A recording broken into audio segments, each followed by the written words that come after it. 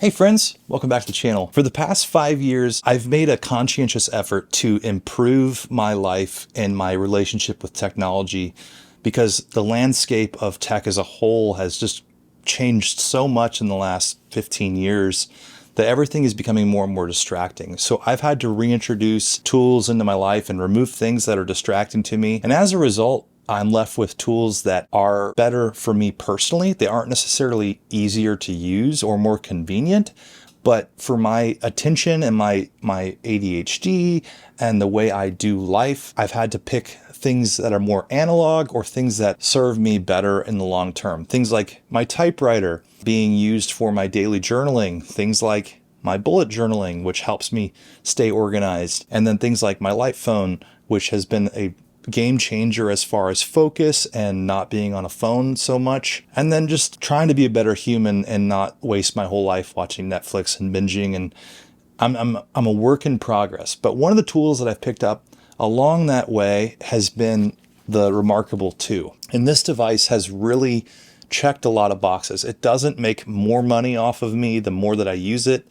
There's no distractions. It's only my stuff that I'm looking at. This has helped me stay organized with projects. It's helped me keep all of my client notes in one spot. For instance, I can have a folder with XYZ brand, and in that folder, I can have the projects that we're working on.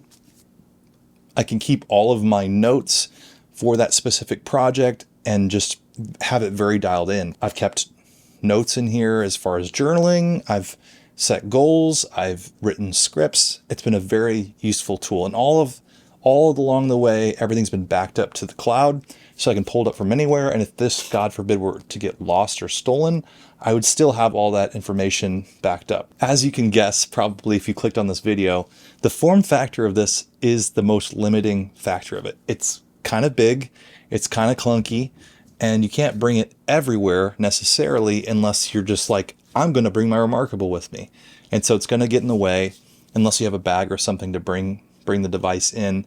And that can sometimes be a little bit off-putting. I've been in settings where I want to take notes on a conversation, but it's just a little bit distracting. You pull this out of your pocket or pull this out of your bag, it's like, that guy's got a ReMarkable, and we're going to talk about that, and it's going to bring more attention to itself than it's really needed. And that's been the one limiting factor. Enter into the space the long-awaited ReMarkable Paper Pro Move, which is the longest title, and it rolls right off the tongue. I think I would just call it a mini ReMarkable. I think that'd be a better name. So this mini ReMarkable has all of the ins and outs that this device does, but it adds in some capabilities like it has color options and it has a backlit display. So the ability to write in the dark, as it were. And then you still have all the functionality as far as syncing to the cloud, and all of your stuff is on here at all times. So in this video, I wanted to answer a few questions after using this for about a week. One, is it worth the price? Two, can you use this as a standalone device, or do you have to be in the ReMarkable ecosystem? And then three, is it something I would recommend? Before we get any further, if you wouldn't mind hitting the subscribe button on this channel or like on this video, I would really appreciate it. So let's talk about the price for a second. This thing comes in at €399, and that includes a marker, not the Marker Plus, which erases, but a marker.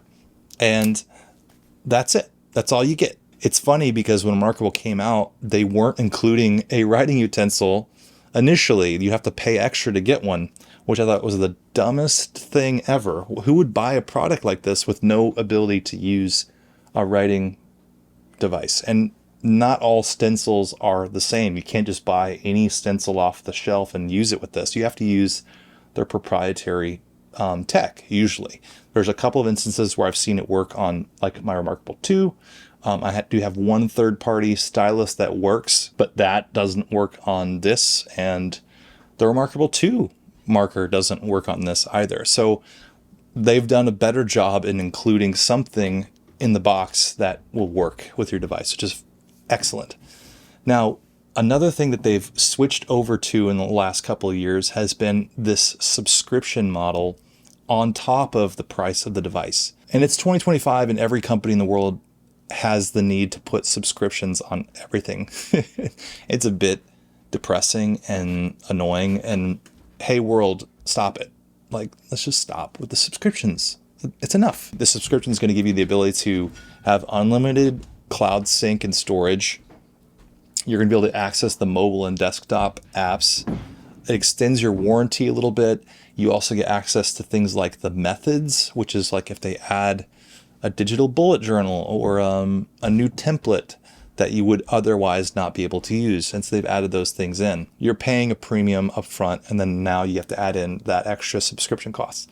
So that's my least favorite part about the ReMarkable. I don't understand why they keep nickel and diming people. I think they could just easily add $50 to the retail price and remove that subscription fee as a whole. So that's how I'd like to see brands like this go. The world of subscriptions is depressing. Also, I did opt to get a little folio case for it. So it sits in the folio real nice like that, and then just clips shut, which keeps the pencil or the marker rather intact, and I don't have to worry about losing it. So I do like the folio. I think they did a good job with that. So is it worth it? I think so. I think it's worth it. Yeah. Now let's talk about, is this a good device as a standalone unit, or do you need to purchase a different ReMarkable first and then add this to the equation? I think after using this for a week, I can confidently say that this is all you need. You do not need the ReMarkable 2 or ReMarkable Paper Pro. You could live with this. But the one caveat that I'll say, and I would love to see this, is for them to add a keyboard accessory to the options list. I don't think it would take up too much real estate to add a keyboard to this. I think they could just make this a keyboard, and this would be plenty for typing on the go and writing scripts and things like that for me. I would love to see them add that to this. I think they will. I think they will. I think they should. So I'd love to see that. And I do not mind turning these horizontally like this and writing like this and just scrolling as I go. This has been great. And finally, is this something that I would get if I were you? If you are someone that writes a lot, or if you're someone that journals a lot, if you're someone that has many different hats that you wear and like to take notes freehand, I think this might be a good product for you.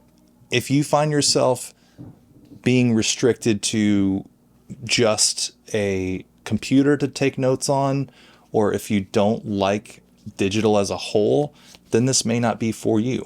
But I personally have really enjoyed the Move product, I think, or the Mini ReMarkable as we're going to call it.